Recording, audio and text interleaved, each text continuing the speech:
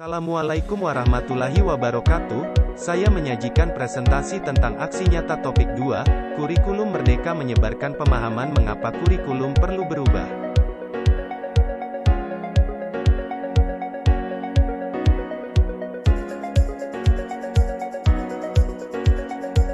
Apa itu kurikulum?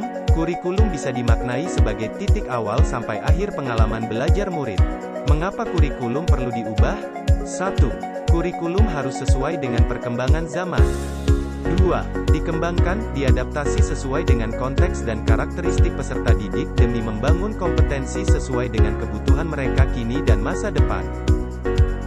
3. Mengapa kurikulum perlu diadaptasi? Bentuk adaptasi kurikulum harus sesuai dengan kebutuhan murid. Penerjemahan kurikulum tidak hanya dipengaruhi oleh faktor geografis tapi juga faktor budaya dan sosiologis. Keanekaragaman latar belakang dan kemampuan murid merupakan tolak ukur adaptasi kurikulum operasional satuan pendidikan guna memastikan setiap saat murid akan berkembang sesuai dengan zamannya. 4. Komponen dalam kurikulum. A. Tujuan. B. Konten. C. Metode atau cara. D. Evaluasi. Yang kedua, kurikulum dalam pembelajaran. Dokumen kurikulum operasional satuan pendidikan merupakan dokumen yang dinamis mengikuti perubahan dan kebutuhan satuan pendidikan. 5 prinsip pengembangan KOSP. Yang pertama berpusat pada murid, kedua kontekstual, ketiga esensial, keempat akuntabel, dan kelima melibatkan berbagai pemangku kepentingan. Modul 2, Pembelajaran versi kurikulum merdeka. Pembahasan pertama yaitu prinsip umum pembelajaran. Yang pertama, mempertimbangkan kebutuhan capaian murid saat ini. Kedua, membangun kapasitas belajar murid menjadi pembelajar sepanjang hayat.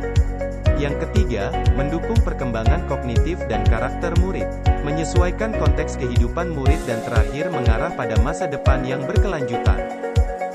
Yang kedua, capaian pembelajaran atau CP. Capaian pembelajaran merupakan kompetensi dan karakter yang ingin dicapai setelah menyelesaikan pembelajaran dalam kurun waktu tertentu. Capaian pembelajaran setara dengan kompetensi inti dan kompetensi dasar pada kurikulum 2013. Capaian pembelajaran dirancang berdasarkan fase, bukan per tahun. Satu fase memiliki rentang 1-3 tahun. Capaian pembelajaran memuat dua hal utama yaitu kompetensi inti dan kompetensi esensial.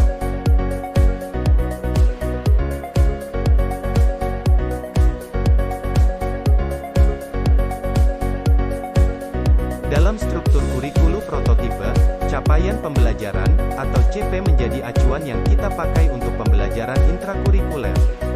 Kompetensi pada capaian pembelajaran diturunkan menjadi tujuan pembelajaran yang tersusun sebagai sebuah alur untuk satu fase ini kita sebut sebagai alur tujuan pembelajaran. ATP digunakan untuk menentukan modul ajar yang kita kembangkan maupun yang kita pilih. Kompetensi pada pembelajaran intrakurikuler sebelumnya mencakup pada ranah sikap, pengetahuan dan keterampilan yang masing-masing berdiri sendiri. 4. Kompetensi, capaian pembelajaran dan profil pelajar Pancasila.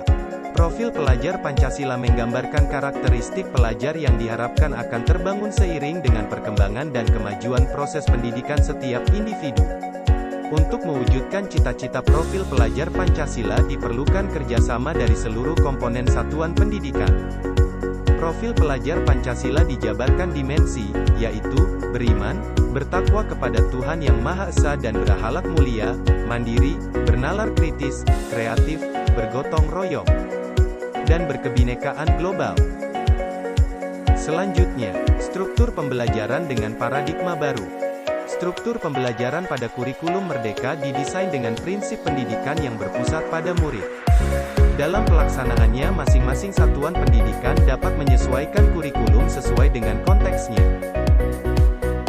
Demikian hasil pemaparan dari saya. Semoga materi yang ditampilkan bisa bermanfaat untuk kita semua terutama para guru. Cukup sekian dan terima kasih. Salam dan bahagia.